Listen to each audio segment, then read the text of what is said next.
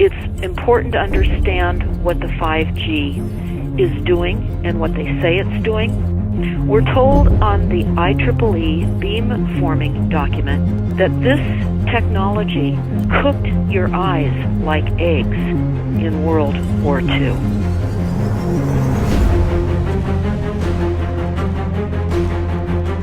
And you all need to understand these are military weapons.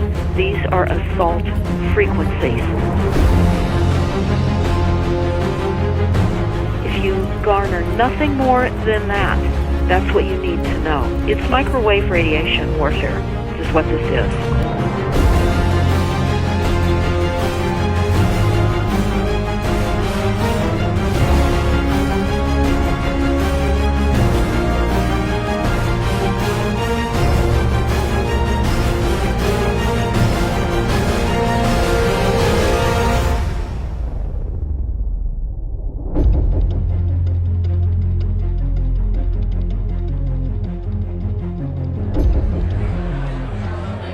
Ladies and gentlemen, please join me in welcoming to the National Press Club Federal Communications Commission Chairman Tom Wheeler. It's an honor to be here at the National Press Club. The first generation wireless, 1G, was voice. The second generation, 2G, allowed both talk and text. Third generation, 3G, the internet, in a limited way. And today's technology, 4G, completed that digital migration. But if anyone tells you that they know the details of what 5G is going to become, run the other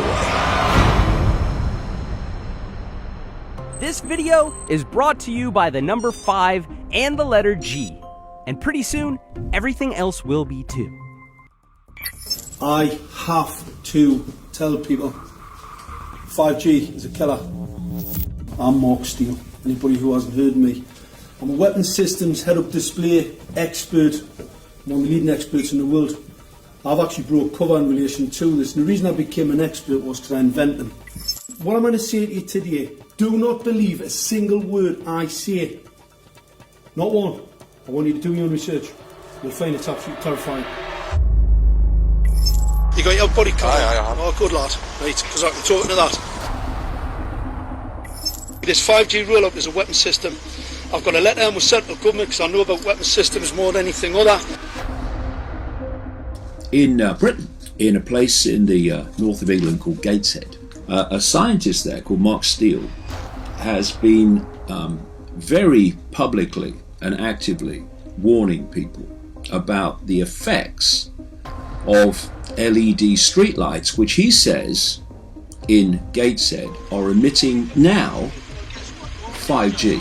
Right, what's the crack? Yeah, lads. I'm just having a word with these Gateshead council workers about replacing these transmitters on these lights that are causing harm and assaulting the community. This is an existential threat to the economy, to the environment and humanity. If these transmitters are everywhere, then everyone's at risk, surely.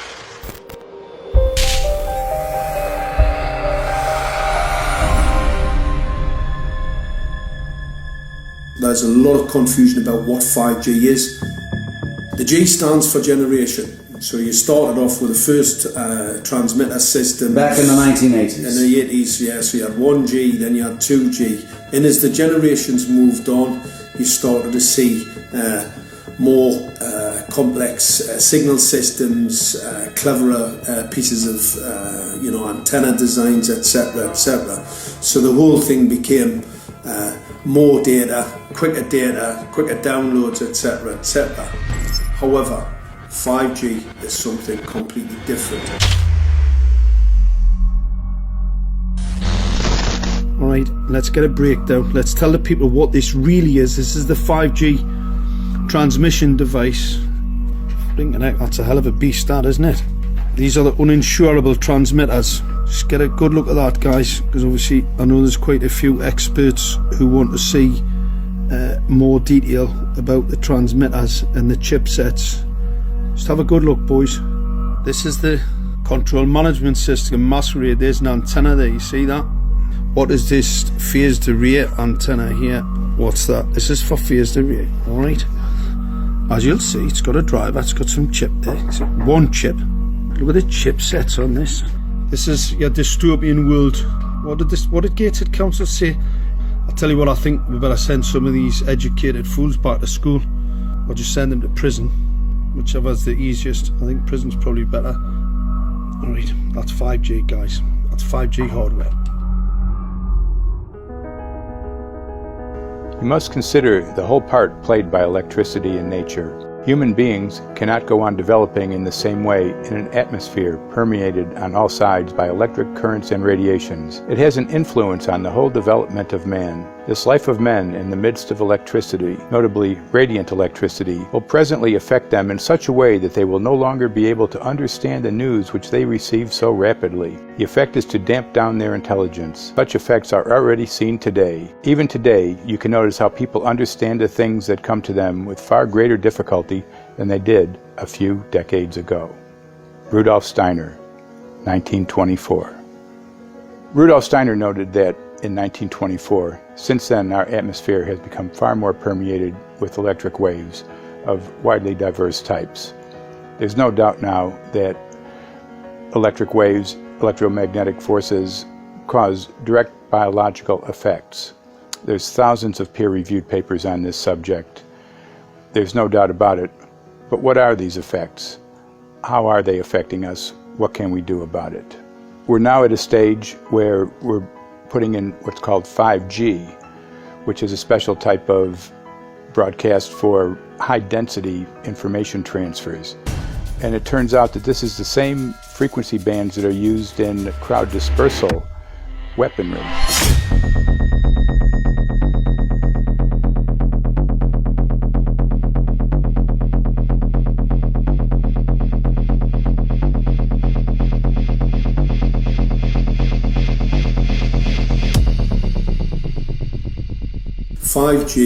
First and foremost, is densification. So it's significantly more transmitters in close proximity to a human, and it is also a sophisticated, illegal, unlawful transmitter. What I mean by that is it is a high gain dielectric lens antenna, and what that allows 5G transmitters to do is to 3D map its environment in your home. The 868 megahertz frequency is specific for battlefield interrogation systems, so sub-gigahertz. It allows the signal to travel through concrete brickwork with ease, and it can actually data gather. It is a target acquiring system. Phased array is basically radar off the battlefield.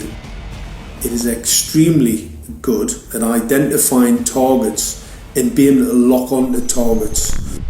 And not only that, it can specifically target you as an individual. So any judge sitting on an interesting case, let's say, any lawyer, any barrister, anybody doing any work that is potentially controversial, your life could be at threat. So the antenna design that you currently have on top of these LED street lights, masquerading as a control management system, it basically battlefield interrogation equipment. The first phased array unit was actually called Mammoth, used by the Germans during the Second World War to identify Allied aircraft. Obviously things have moved on significantly since then.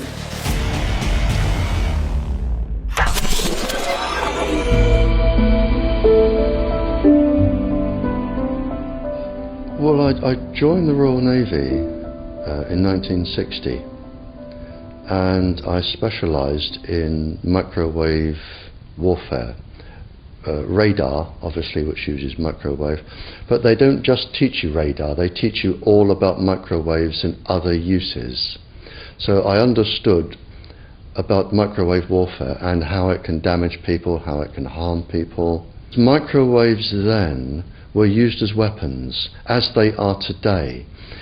It is a perfect stealth weapon, and when governments don't like a group of people, For instance, the ladies who protest at Greenham Common in England about the American missile base they camped, they were microwaved. We microwaved Catholics in Northern Ireland to make them sick. It goes on all over the world, and it's a weapon that you don't know you're being targeted, because the dose is very, very low, which is actually more dangerous than a high dose. It's very, very low, and it may take a year or two, but you can cause neurological damage and cancers with low-level microwaves, and you can make all your opponents sick. It's a perfect weapon for a government. Our impulses are being redirected. We are living in an artificially induced state of consciousness that resembles sleep. Their intention to rule rests with the annihilation of consciousness. We have been lulled into a trance. They have made us indifferent to ourselves, to others. We are focused only on our own gain. Please understand, they are safe as long as they are not discovered. Keep us asleep, keep us selfish, keep us sedated. Almost immediately, I had neighbours knocking on the door, talking about children bleeding from the nose. I had images posted on Facebook. And one neighbour in particular came to my door and mentioned the fact that since the LED street lighting had been installed, she was bleeding from the nose every single night. I thought it was unbelievable. However, I spoke to another neighbour who lived not far from the first lady who mentioned this, and she also confirmed that since the LED street lighting had been installed, she also had started to develop nosebleeds and had never had nosebleeds before in her life. That then put me on a journey to investigate. I measured microwave radiation levels from the transmitters on top of the LED streetlights.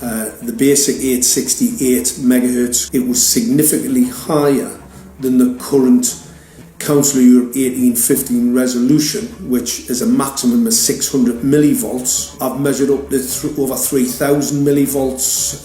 5 to 6 times higher than the guidelines. Significantly higher than the current Council of Europe 1815 resolution, which states that 200 millivolts should be the maximum. The Bioinitiative report states that it should be significantly less than that. So we've got the Council of Europe, that's, the international criminal courts are stating that, the learned judges have said that 200 millivolts, and I'm measuring in bedrooms in Gateshead, minimum 600 and up to 4,000. Does this mean that in 2020, 2021, when 5G is destined to roll out globally, that you're going to get those kind of readings everywhere all the time? Everywhere all the time. Worse than that? Worse than that. Yes, 5G will connect the Internet of everything. If something can be connected, it will be connected in the 5G world. Hundreds of billions of microchips connected in products from pill bottles to plant waterers, requiring massive deployment of small cells. We won't wait for the standards. Now, to make this work, the 5G build-out is going to be very infrastructure intensive. We must reject the notion that the 5G future will be the sole provenance of urban areas. The 5G revolution will touch all corners, and that's damn important. The interconnected world of the future will be the result of decisions we must make today.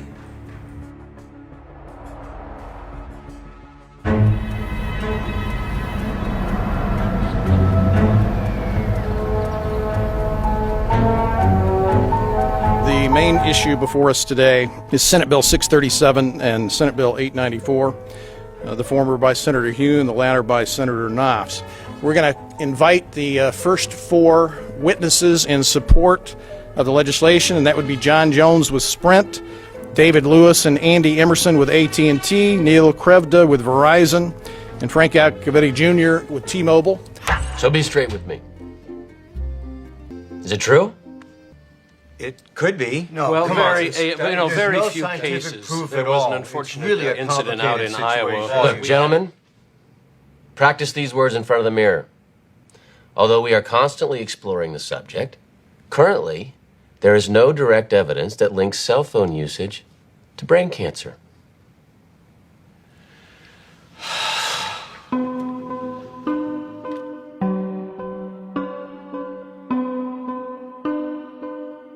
I'm Sharon Goldberg. I'm an internal medicine physician. I've practiced medicine for 21 years, and my background is mostly academic, internal medicine, hospital-based, clinical research, and medical education. I'm a certified Microsoft small business specialist. I've worked on space station designing the cabling system for the airlock module, where I was responsible for EMI/EMC analysis, which is electromagnetic interference, electromagnetic compatibility. I am a professor in the Department of Epidemiology, Biostatistics, and Occupational Health, and I teach there both toxicology and health effects of electromagnetic radiation. My name is Daphne Tachover, and I'm the founder of an organization called We Are the Evidence. We are an organization that represents the many adults and unfortunately many children who have become very sick from wireless technology radiation. There seems to be a couple false Easter eggs being put out there right now. I want to make sure we dispel that right off the gate.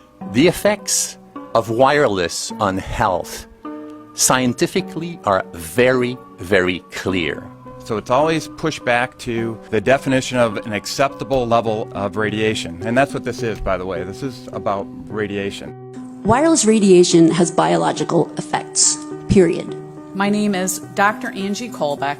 I've been reviewing the studies showing the impacts of wireless radiation on our health, and there are now thousands of studies showing the following adverse health impacts to wireless radiation: cancer, oxidative damage, DNA damage, DNA failure. Things like memory, dizziness, anxiety, brain fog. Headaches, nosebleeds, cognitive problem, exhaustion. We have evidence of DNA damage, cardiomyopathy, which is the precursor of congestive heart failure. Short and long-term memory loss, decreased attention spans, lower reaction times, even involuntary contractions of muscles causing misalignments of spines and jaws. Breast cancer. We suddenly have breast cancer in women who have no DNA predisposition.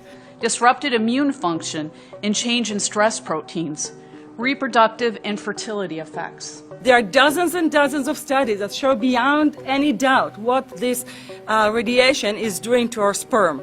Now, if you take the cell phone out of your pocket, the sperm will recuperate within 3 to 4 months. What would not recuperate would be the damage to the DNA of the sperm. That is irreparable.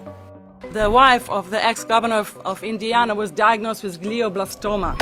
Same brain tumor Ted Kennedy had and John McCain had. Did you look at John McCain's scar?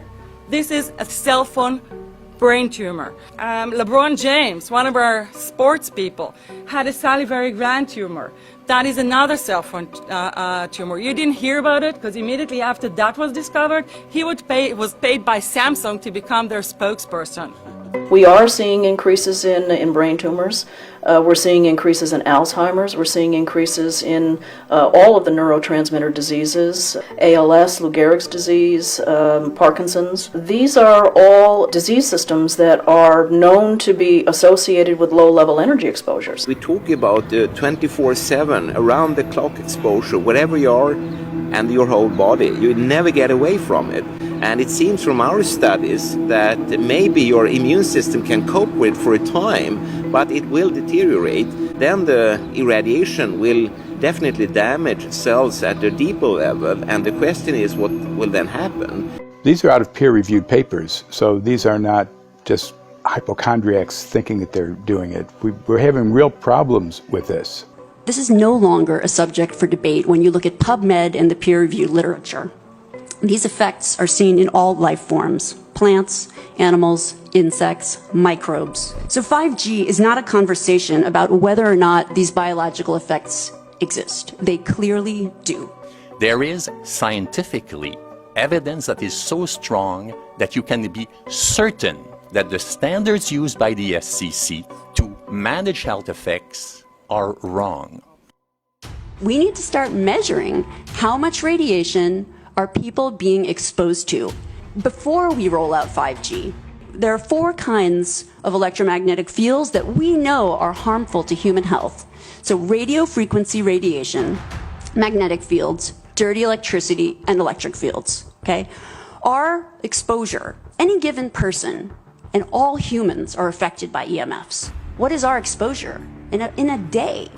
It's not one cell phone. It's cell phones, it's multiple wireless networks, it's smart meters, it's cell towers. It's this sandwich, and it all adds up. The data we're going to look at are all published science, testing results, or public standards. At the bottom end of the radiation scale of what's called power density, or signal strength, is the minimum level at which cell phones will work, which was found to be 0.2 billionths of a microwatt per centimeter squared. Pine needles were found to age prematurely at 0.000027. At short-term exposures of 0.05, children aged 8 to 17 experienced headache, irritation, concentration difficulties, and behavioral problems. 0.1 is the biobiology or building biology guideline for extreme concern.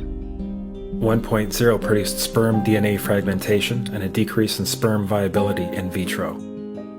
Also at 1.0, the science shows the following bodily effects can occur: headaches, dizziness, fatigue, insomnia, chest pain, difficulty breathing, and indigestion.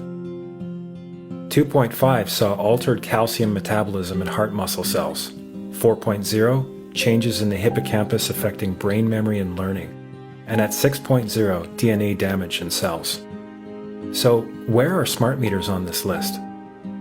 Electrical Power Institute in December 2010 measured a single Itron smart meter with pulses up to 7.93 microwatts per centimeter squared.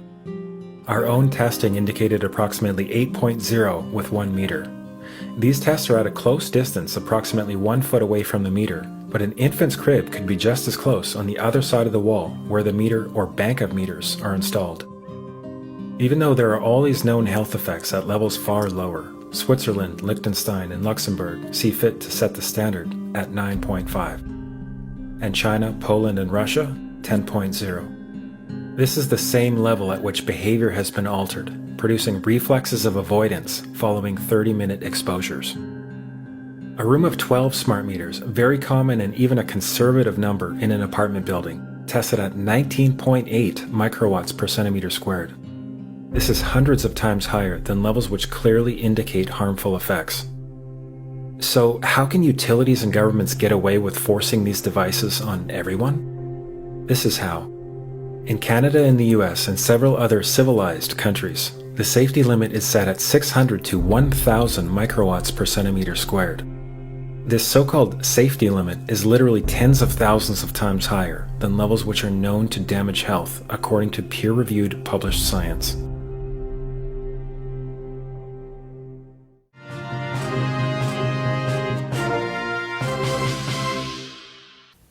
Faster, better, more reliable internet.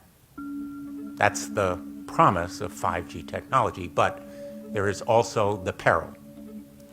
Health hazards associated with radio frequency that is higher also and requires more transmitters and antennas. And the stark, simple fact is the health hazards are unknown and unstudied. And that is a sign of neglect and disregard on the part of the Federal Communications Commission that seems unacceptable.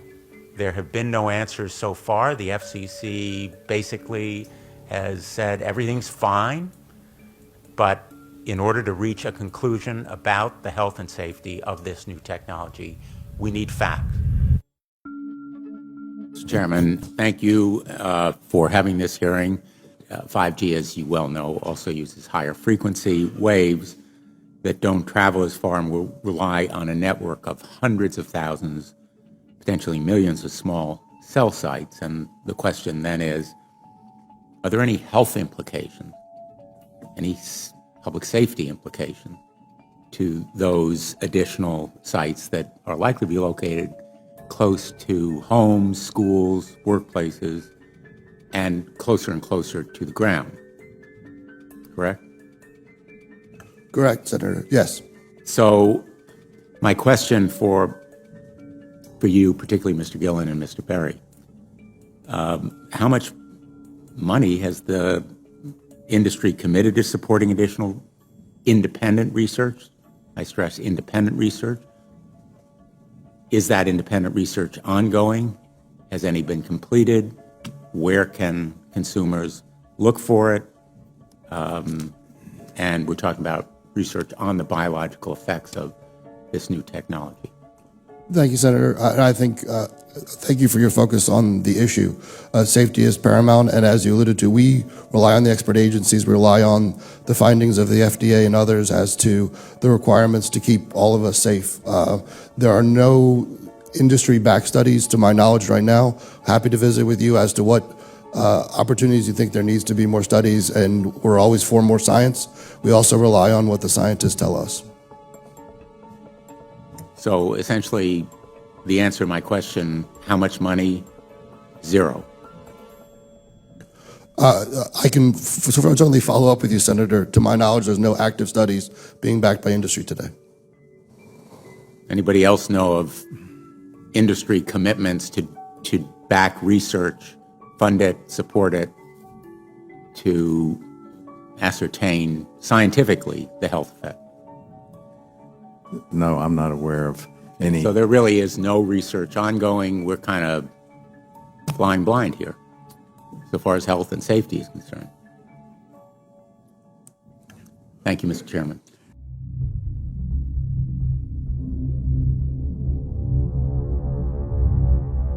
You're a trained medical professional. Yes. We don't have one on the panel. What are we to make with of the American Cancer Society, for example, telling us there's no evidence of harmful product? Many of these organizations have conflicts of interest. Very briefly, if you can, what do you mean by conflict of interest? One of the first things that you teach residents is that you always have to look at the funding. There's a tremendous amount of sponsored research by people who are hired to do studies to find no effect. And that's plagued this field in a number of countries. The radio frequency radiation work that we did was supported by Motorola. The relationship was really very cordial and very stress-free, but only up until we started generating data. These folks were very, very upset and began to talk about how are they going to handle this, what sort of spin can we put on this, what can we expect from this, and from that point on the relationship changed. What we saw was that Motorola began to exert more and more control over the work, telling us what to do, telling us how to write abstracts, what to say in the abstracts, what to say in the papers, how to do the work. No, don't do this. Yes, do it this way. This was unacceptable. I had completed our study of DNA damage, and I submitted the final report to Motorola. They simply weren't willing to accept my interpretation of my study, my evaluation of my study, my knowledge of science at that point, and tried to urge me not to publish the study. Did you hear about people coming to you as far as having complaints about illness? We were made aware of health complaints following installation of smart meters, and we wanted to verify this using our field work. So I measured the field of about 30 different people while they stood 1 foot in front of the smart meter, and in every single case, the human energy field was obliterated as they stood in front of the smart meter. So in our first slides, what we see is normal cells, and the structure of the cells is intact and sound. This is what we would expect from a normal sample. So after 2 minutes of exposure in front of the smart meter at about 1 foot away, we see a totally different story. Sample 1, you can see a lot of degradation in the cells. The cell walls have been broken, and you see changes in the cells which are called mycoplasma. It shows a mutation to the cell. In the second sample, we see a different type of degradation to the cell membranes. You can see a corrugation here. This is called bottle cap formation, and it's known that this occurs due to oxidation or exposure to free radicals. So this third subject, when we did her sample, she had to be pulled away from the meter after 45 seconds because she complained about an increasingly severe headache. And here you see a phenomenon called rouleau, where the red blood cells are stacking up, which makes it very difficult for the blood to deliver oxygen to the tissues as they would be their normal function. Every single one of these is a degradation. Every single one of these shows a trauma to the blood cells, and that came from something, and the only variable was the smart meter. The good news in all this is the patient and the blood can return to normal once they have been removed from the influences of these stressors.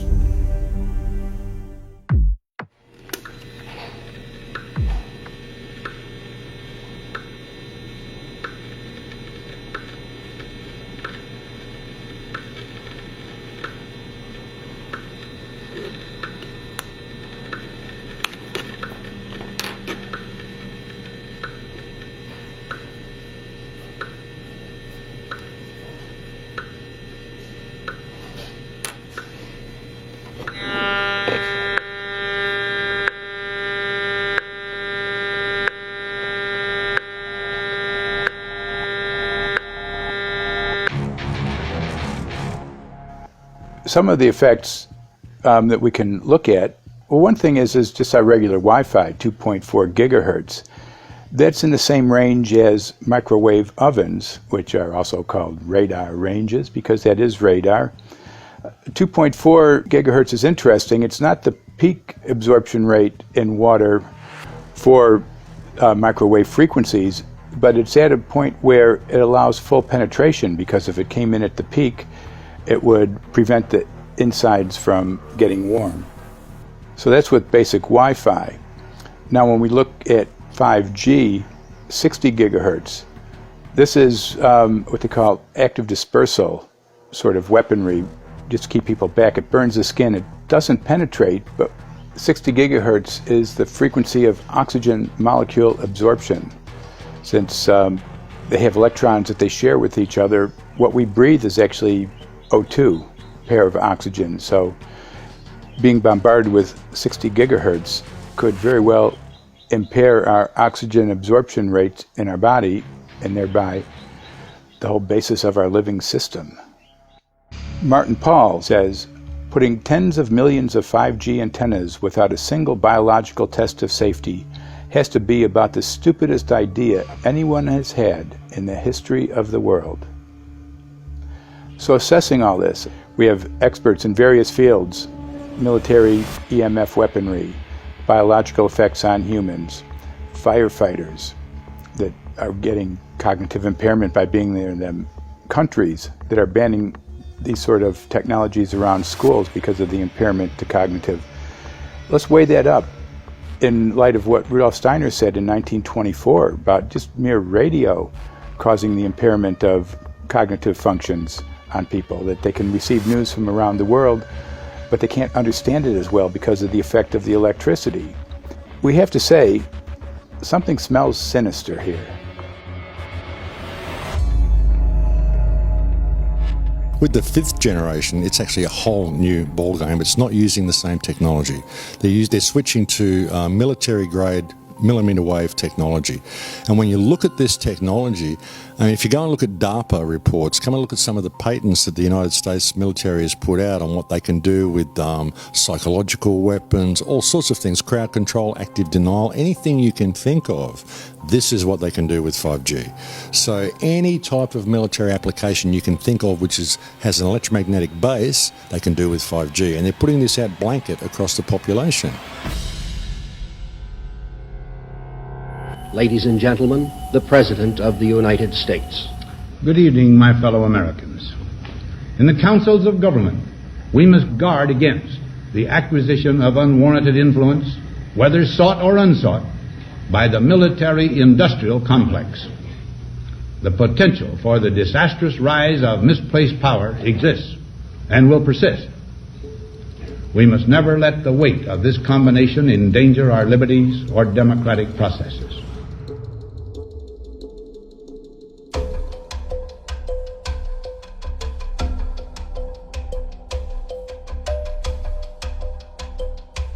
The FCC is a capture agency. They probably conducted what I believe to be the biggest fraud on the public ever conducted. The FCC has been described by Harvard University's Center for Ethics writer Norman Alster as the most captured agency in D.C., acting more as an industry cheerleader than a regulator. This is especially true today with 5G, where there are serious safety concerns and potentially misleading information coming from the FCC. For example, the previous chairman of the FCC is Tom Wheeler. He was the head of the Wireless Lobby Association for 14 years. Now remember, Obama told us there would be no lobbyists in his administration, so he took the biggest lobby and put him as a head of the FCC. And that's damn important.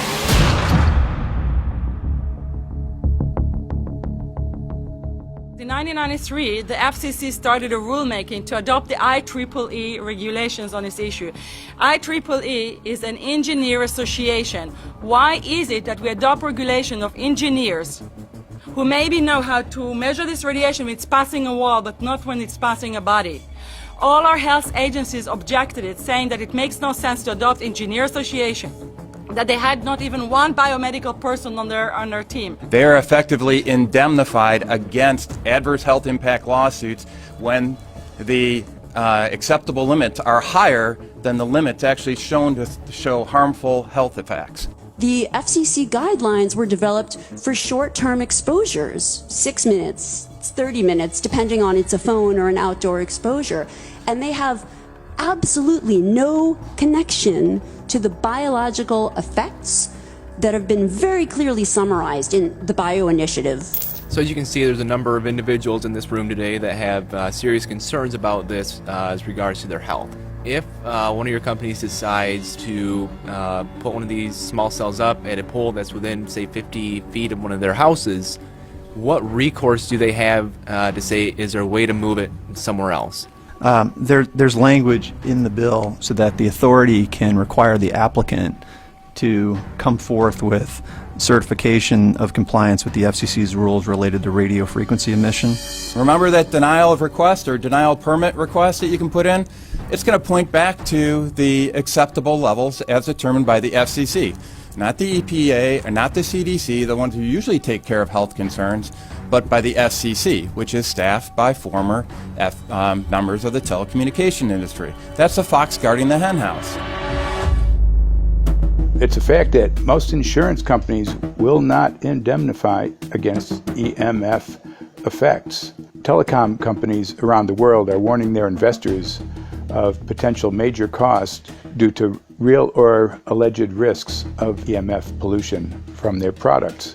Interestingly enough, they're warning their investors, but they're not telling their customers. They're basically keeping it quiet because that's where their money comes from. So we're using technology that could be very potentially harmful to us, and the investors know it.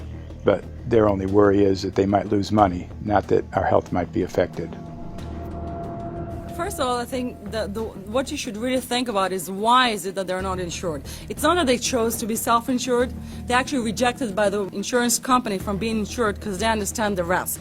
And so the insurance companies, the big insurance companies, will not insure the telecommunications? So there's insurance companies, and then there's what's called secondary insurance companies. Secondary insurance companies are the insurance companies that insure the insurance companies. So in an event, an insurance company, let's say I insure Verizon, and it may not be able to meet the claims, then the secondary insurance company is kicking in. Like Lloyd's of London. Sorry? Like Yes, Lloyd's of exactly. London. So two leading ones would be Lloyd's of London and Swiss Re. Both told the insurance company not to insure the wireless industry, and this is why they're not insured. And that should give you a hint. Now, this is exactly why they have to prevent a health lawsuit. And how do they prevent lawsuit? That goes back to Section 704.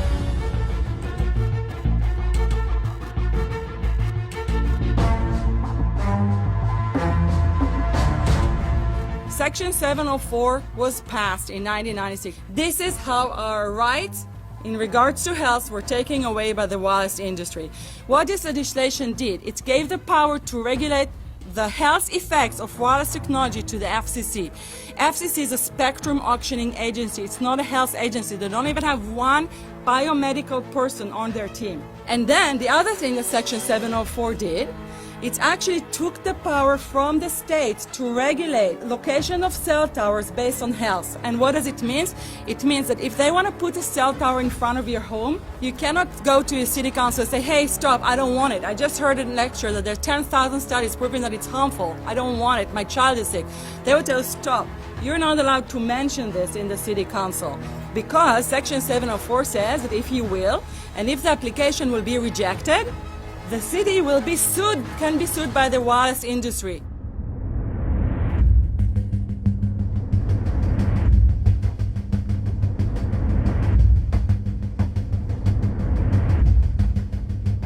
A major U.S. government study on rats finds a link between cell phones and cancer. Very first government study linking the radiation from cell phones to cancer. 2-decade, $30 million federal study out today found there is some evidence of a link between cell phone radiation and brain cancer. Professor, what is the NDP? I've heard that study several times. NDP is what? So it's a $25 million study on the rats and mice that was supposed to demonstrate that there were no effects of radiation below thermal. And in fact, it demonstrated exactly the opposite. And it follows on the heels of two major studies on animals that said exactly the same thing. And that study was designed perfectly to make sure that it cannot be challenged, that there will not be any doubt. That's why it took them 14 years. That's how they prevented discussion of health. And why do they want to prevent discussion of health if there's no problem with health? Simply put, FCC is completely unprepared, unable, and possibly unwilling to oversee 5G for safety, even as it barrels toward us. They are falling back on tired definitions and panaceas long since disproven by science. To make matters worse, recent FCC rulings and numerous industry-friendly bills passed at state and federal levels between 2016 and 2018 removed the last vestiges of local and state review over infrastructure siting, just when we need it the most. When those first studies were performed years and years ago, nobody knew about the importance of the microbiome, the role of the microbiome and the immune system, and even less the role of the microbiota inside our brains, that is, the microbes that are normally resident inside our brains, whose influence on brain function is nothing but immense. And you may think, well, who cares about the microbes? The less microbes we have, the better it is. Well, we know by now that this is not absolutely the case, because microbes are truly essential for the development and function of all our organs and systems. Our immune system is based on the microbes we have in our gut. And our brain also has microbes that influence its function. In tests, it's been found things like mold. If you grow mold inside a Faraday cage, it'll grow one way, and then even if the electromagnetic fields are around, take the Faraday cage away and some sort of 600 biotoxins are developed within the mold because of the effects of the EMFs upon it. Electromagnetic fields, even of weak quality, have an effect upon our microbiome, which is really essential to our whole being. This is going to eviscerate microbial DNA inside human beings, which is our effective operating system, number one.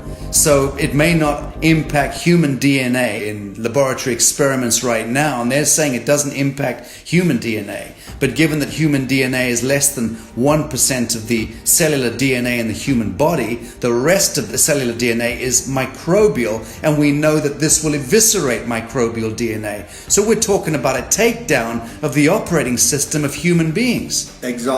I couldn't have put it better myself.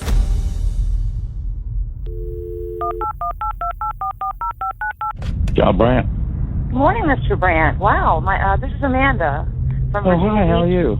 Hi, I've been trying to get a hold of you for months now. You guys are covering up chemtrails. No, we are not covering it. We have no reason to cover up chemtrails. Of course, you have every reason to cover it up. Every reason. It's called losing your job. What reasons would that be? Oh, well, you personally, you would lose your job if you were to reveal anything to me, and it's probably unsafe for you to even be speaking about this, considering the types of individuals you work for. It's not unsafe. It is unsafe. There's no problem with us talking on, you're a citizen, you're making a complaint. Oh, Lord, have mercy on myself. It's a complaint in an area that we don't have authority to regulate.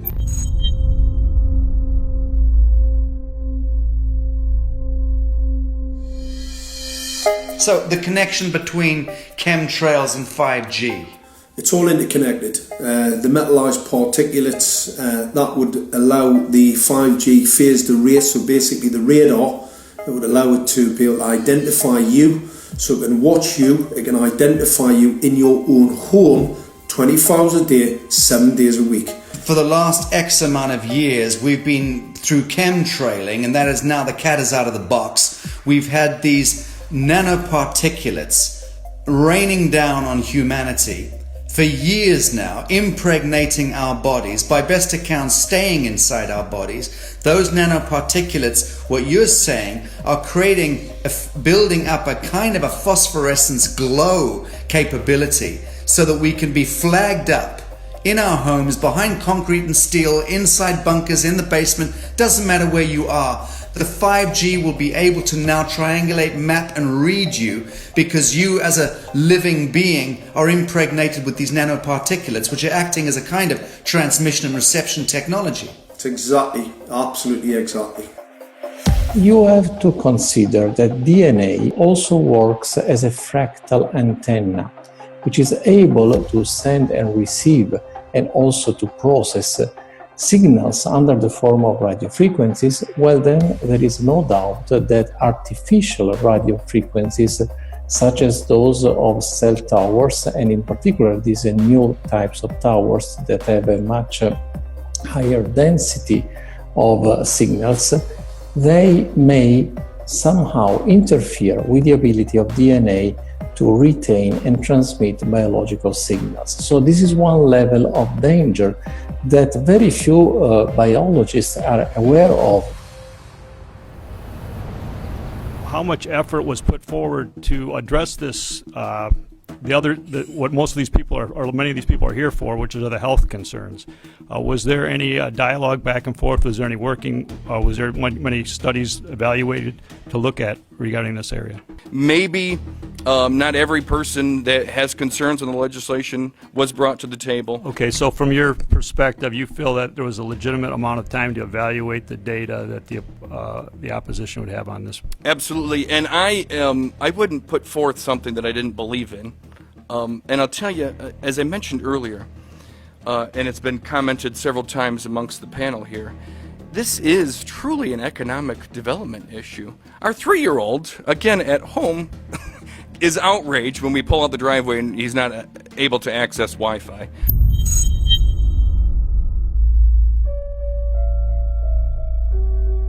I think anyone who puts Wi-Fi into a school should be locked up for the rest of their life. I really do. I think they're not fit to walk on the surface of this planet because they haven't looked at the research, and whatever incentive they have, it is not worth the genetic problems that parents are going to face with their children when they're born. France has banned Wi-Fi in nursery schools and put warnings out for regular schools because they're finding there's impaired learning capacity in children when they're around Wi-Fi. And they have to put up warning signs where they put Wi-Fi transmitters. When I got sick and I learned that they're putting Wi-Fi in the schools in Israel, I was very sick at the time, but I could not tolerate the thought that children in the schools will become as sick as I have. And after a few months of correspondence, I submitted a Supreme Court case in Israel to ban the use of Wi-Fi in the schools and replace them with wired network. The 4 top diseases that kill our children, our young adults right now, are brain tumors, thyroid cancer, testis cancer, rectal cancer, everywhere we put our cell phones. And a lot of our children are sick and they're being misdiagnosed and mistreated because the wireless industry has put billions and billions of dollars in the past 30 years to mislead the public as to the health effects and keep the public uninformed. We are performing an experiment on children. We are exposing children to microwave radiation for 6 hours during every school day. We have had absolutely no studies looking at the long-term effects of this radiation on young people or even on adults. A considerable amount of research shows that developing brains and bodies of children are much more affected than adults. And there are clear indications of a link between increased electromagnetic fields and autism spectrum disorders. We took 10 autistic children and went back to the sleeping location where the mother was when she was pregnant with that child and compared it with the sleeping location of a mother that gave birth to healthy children. We had 10 mothers in that group, 10 mothers in this group, and in the group of the autistic children, we found that the measurements that we got for the microwave exposure was elevated compared to the group of children that were normal. The fetus is affected. The exposure to man-made electromagnetic fields has become the first factor that could be isolated ever in autism that could predict autism. The fifth generation of wireless technology, or 5G as it's being rolled out worldwide without safety testing. Let me say that again, without safety testing. And how we've got scientists and doctors and environmental organizers saying, stop this. Because in terms of the effects of wireless radiation, the science is in. Wireless radiation can lead to cancerous heart tumors, brain tumors, DNA damage. Wireless radiation is linked to infertility, to autism, Alzheimer's, and more. And guess what? All the effects that I just listed, those are some of the effects that are known according to the technology that's being seen today. First of all, you have to know that we know that the other EMFs that we're exposed to are already known to be health risks.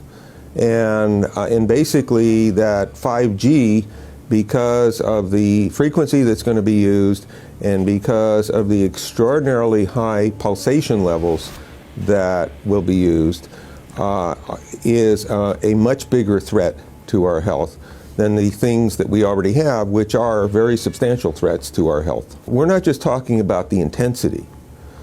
We're talking about the frequency and the very high level of pulsations. There's a huge literature which shows that pulsed EMFs, EMFs that pulse up and down very rapidly, are in most cases much more biologically active than our non-pulsed EMFs. Every single wireless communication device communicates via pulsations, but the industry completely ignores this issue. The problem with 5G is that they're planning to put out tens of millions of these antennae all over the place without doing one single biological safety test. Are you implying possibly that we, the consumers, are the guinea pigs since they haven't really done tests to see the effects in a smaller setting? I mean, that's not an implication, it's a statement. We are, yes. Cancer is not the main concern that I have. I'm really concerned about sperm count and about effects on pregnancy. How many of you know that 1 in 6 American couples is unable to have a child when they want to? How many of you know that last year the birth rate in this country dropped the most that it ever has in recent history, 3% in a single year? People look at the sperm, and people use cell phones, and the sperm, usually sperm swim, and they swim straight. But if you expose them to radio frequency, mobile phone waves, they swim in a circle. Studies have been done here in Australia, taking sperm from healthy men. And one test tube gets exposed to cell phone radiation, and one test tube is not exposed to mobile phone radiation. And then the results are evaluated. And this is a measure of vitality. We measure how well the sperm swim. This is a measure of motility. This is a measure of mitochondrial DNA damage. They have 3 times as much damage on their DNA if they have been exposed to mobile phone radiation. The data on that are rock solid. Cell phones can damage sperm quantity and quality. Your embryo, your uterus in the fetus, where your child is developing for the first 100 days, in the ovaries, the eggs do not have that protection. So they are at maximum risk from radiation. And for the first month or so, you wouldn't even know you were pregnant. You wouldn't even be taking precautions. That is the main danger area. So you give birth to a daughter, but her ovaries are now contaminated. She may be normal, she may be genetically damaged, but her ovaries are at the most risk. So when your daughter grows up and she becomes pregnant and has a baby, this is where one of these eggs will be fertilized and come out. So the real damage here is your grandchildren. That is where it is going to show most. Do you think that there is a chance that within the third generation of females, they may be irreversibly sterile? Not in the third generation, but in the fifth generation, and that would for humans be something in the order of 150 years ahead of us. And of course, then it's too late to say that you are sorry, and it's very too late to say stop. There is a wealth of papers. I mean, we're talking about thousands of published papers in the scientific literature, few of which, or sometimes none of which, have entered the official documentations from authorities and likewise. So I think it's really time to have an independent compilation of data. Such was done at August 31st, 2007 in the form of the Bioinitiative report, of which I was one of the authors. And then we put together approximately 2,000 scientific references on a little bit more than 600 pages, clearly saying that if you, for instance, if you are a rat or a mouse or a cell or a molecule, you should definitely not allow yourself to be exposed to this. And in the meantime, we have this full-scale experiment using our own kids. One interesting case, John Patterson. He was a telecommunications engineer in Sydney, Australia. Very brilliant man. For 20 years, John tested Telstra digital systems. Over the time, he realised the dangers of electromagnetic radiation. It disrupts the bioelectric system of your body, which is really your brain, your nervous system, how your muscles talk. And he tried warning of these effects through different agencies, through his company. Got all the test gear out and measured it and drew up a report, and I was immediately removed from service. Finally, in 2007, he took matters into his own hand. He commandeered a used British Army tank and went and destroyed 6 cell phone towers in Sydney, Australia, because he wanted to stop this. He was trying to make a point. The message was that how dangerous it was. You know, these people were elected by us to manage our infrastructure in a responsible manner. That is the sole purpose of government if it's going to exist at all. And if it doesn't do that, then it has no right. It is invalid. So we need to pull this infrastructure down. We really do. But in order to do that, I mean, we can't just be some violent domestic terrorist. You've got to bring this awareness to the people that these towers are doing them damage. You don't need bandwidth that fast. And they're not doing it so you can download movies quickly. They're doing it so they can track every single thing you do and bring in this social crediting system to control even everything you think. There's a story about a lady called Claire Edwards. She was a United Nations staff member, and she was warning of the potentially catastrophic dangers of 5G technology.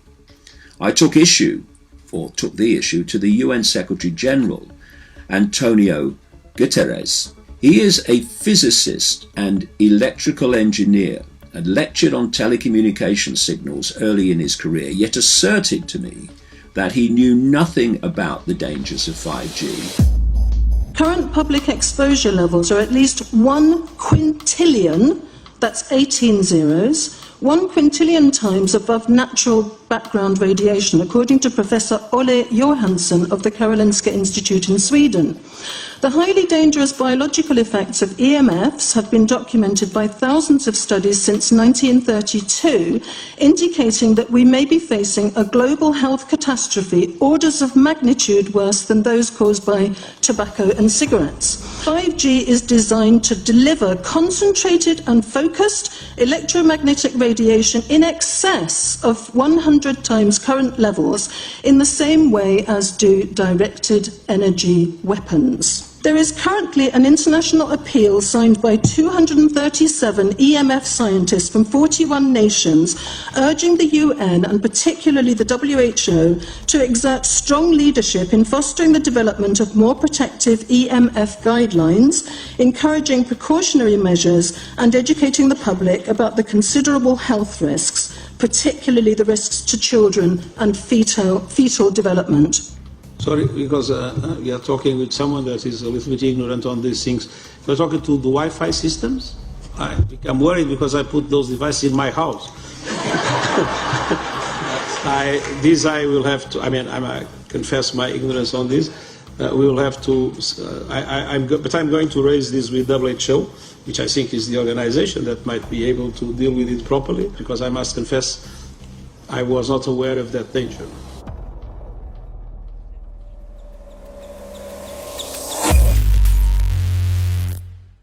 In 1996, when the Telecommunications Act was passed, in it was a provision essentially that kept local officials from addressing health issue concerns when approving or not approving a cell tower. So that's correct.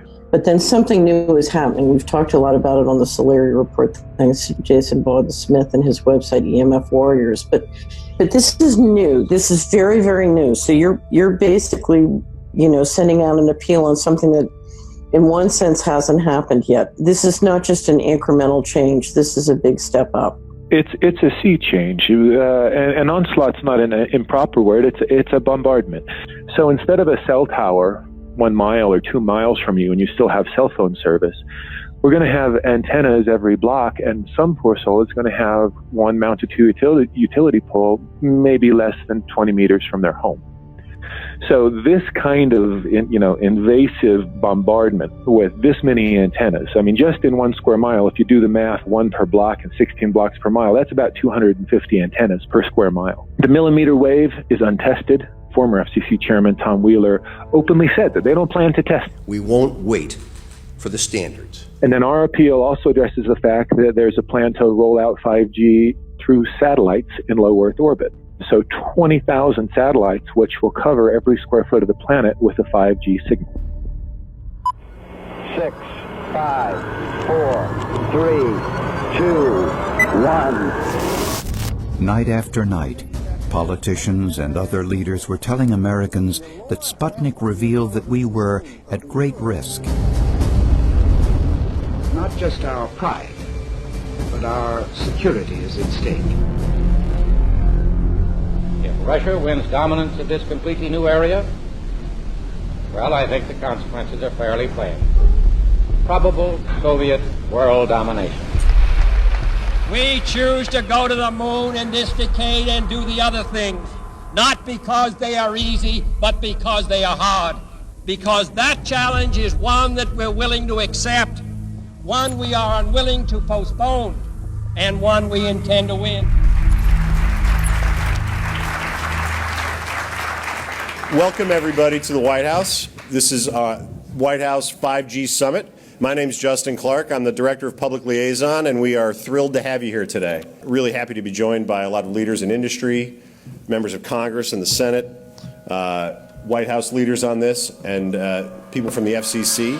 Before we start, one, we are government, so don't assume we know anything, okay? I do agree, I don't know anything. I have become accustomed to giving speeches in my new position on subjects about which I frankly know very little, and we need more cell towers and connections in Connecticut, my home state. It's ridiculous.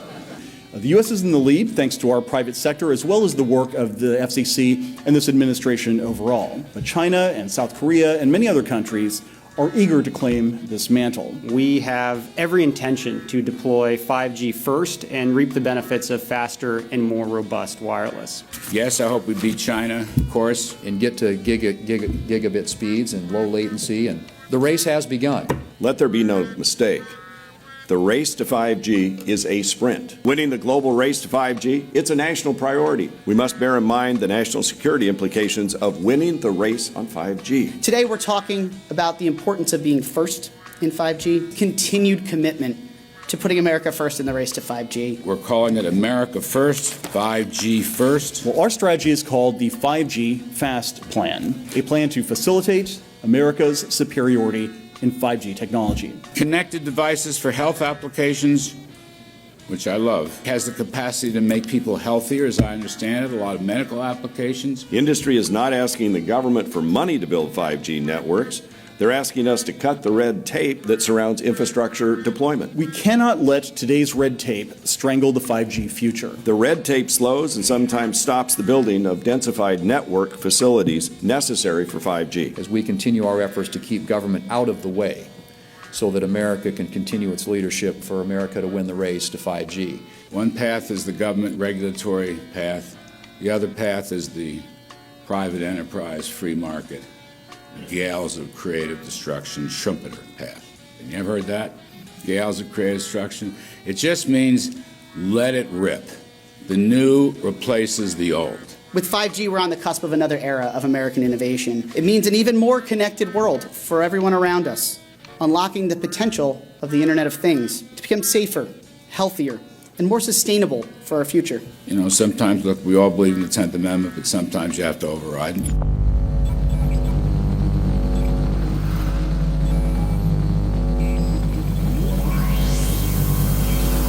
By the way, the 1996 bill permits that kind of override.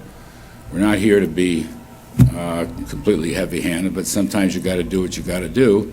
And some of these states or cities that don't want to cooperate want to shake us down. We can't allow obstacles and barriers to stop this movement. That's all.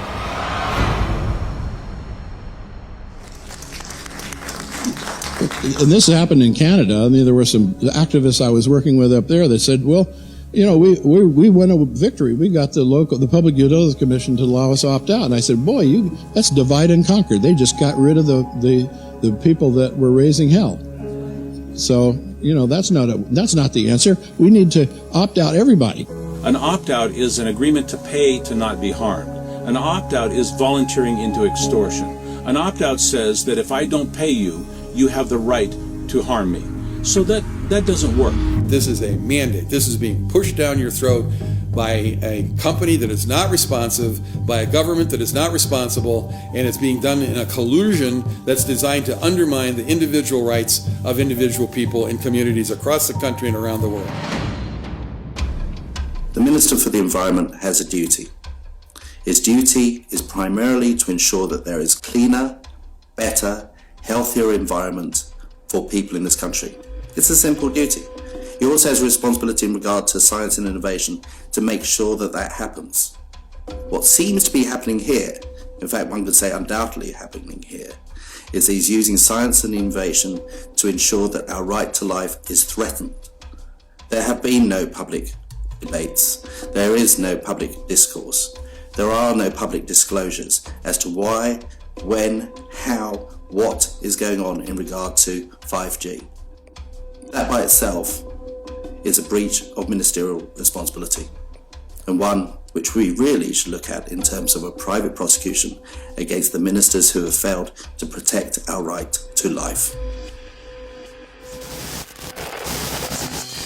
Okay, smart technology, smart meters, smart cars, not that smart, huh? What does smart mean? Anything that has smart attached to it, secret militarised armaments in residential technology. That's where smart came from. And smart, every bit of technology that you see today has all been developed for either some type of battlefield, some type of intelligence gathering system, and obviously these developments have to be commercialised, and people have actually took them into their homes.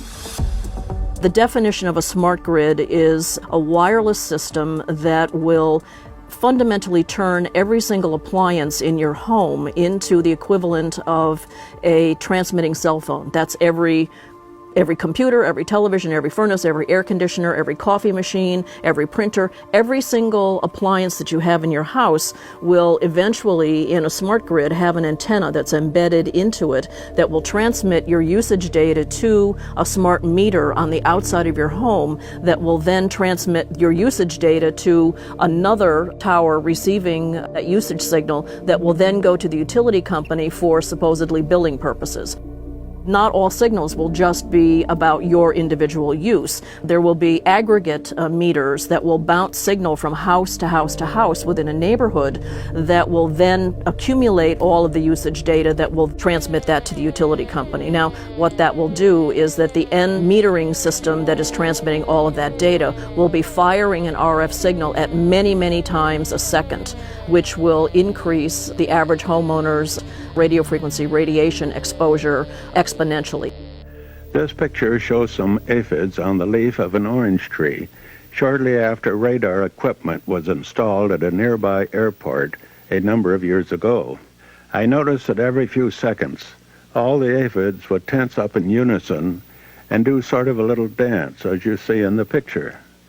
Upon further investigation, I found that the interval of time between the activity of each dance coincided exactly with the rotation of the radar rotor device at the airport, which was a distance of approximately 14 miles.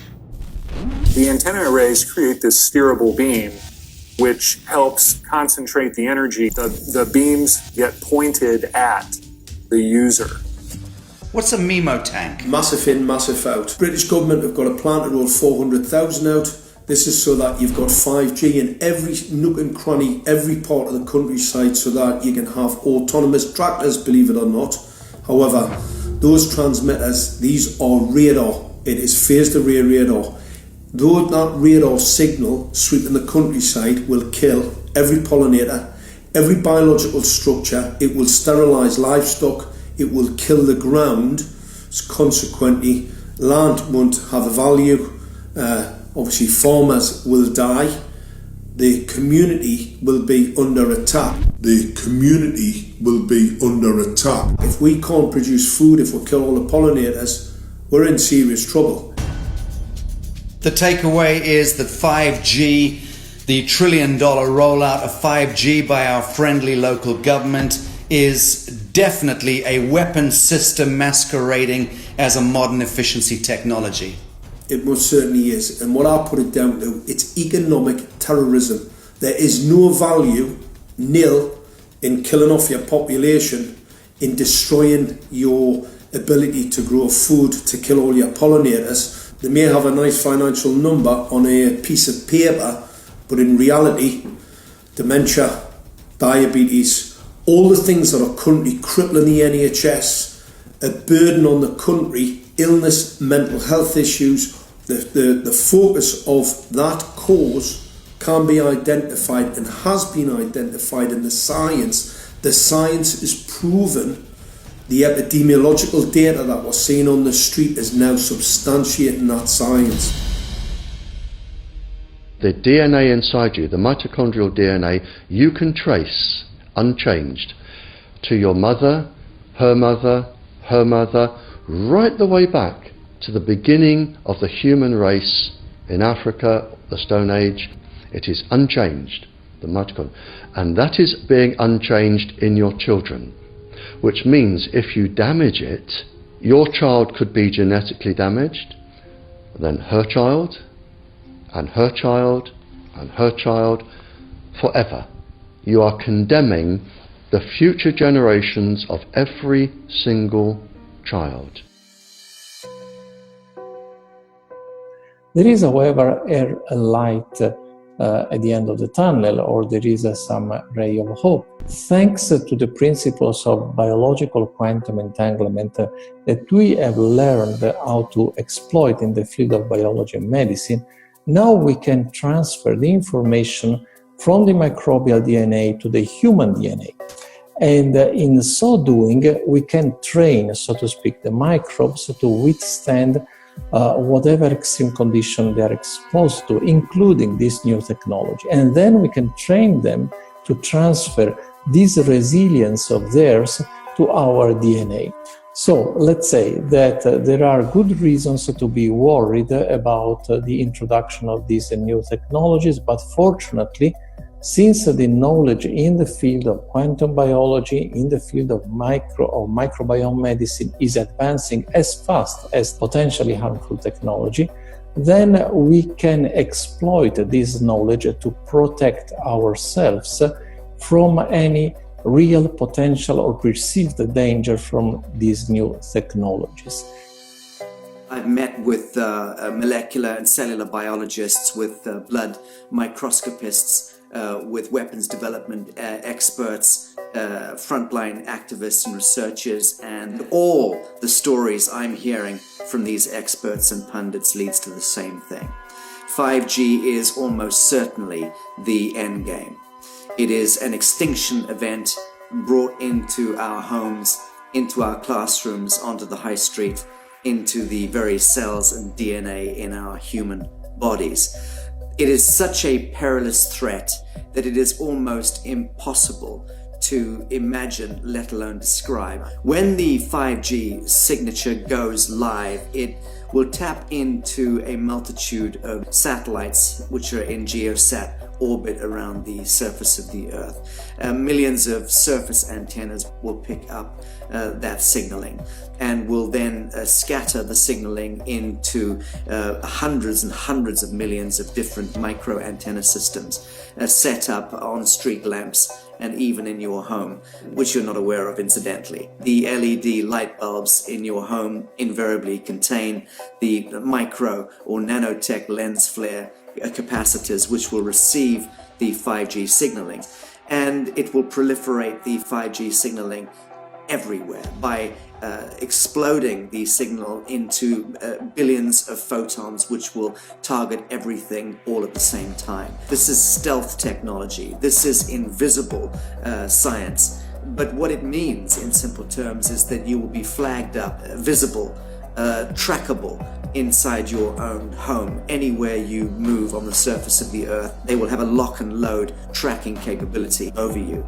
You will be visible to invisible masters, each one of us, all the time. Today, our governments and the corporate sector have managed somehow to infiltrate the mainframe of our civilization and are pushing through a $20 trillion infrastructural rollout without any, and I mean without any, health science running behind it. There have been no tests. Your government and your health authorities are either in collusion on this matter of genocide and ecocide, or they're just damned stupid, and I would suggest it is the latter. Shame on the technologists and the electricians who are furthering this technology in our homes, in our offices, in our streets. Shame on the legislators and the parliamentarians and the troglodytes and bureaucrats that proliferate our society today. Shame on that echelon for putting their signatures to contracts which allow the fast tracking of this technology into our homes and onto our high streets. Shame on the parliamentarians and international leadership whose wet ink signatures and seals of office are sanctioning and permissioning the rollout of something which is arguably the greatest threat to humankind. Shame on each one of us who now fail to get up out of our homes, walk out of our front doors, and challenge every so-called authority who dares to violate our bodies, our homes, and our future generations.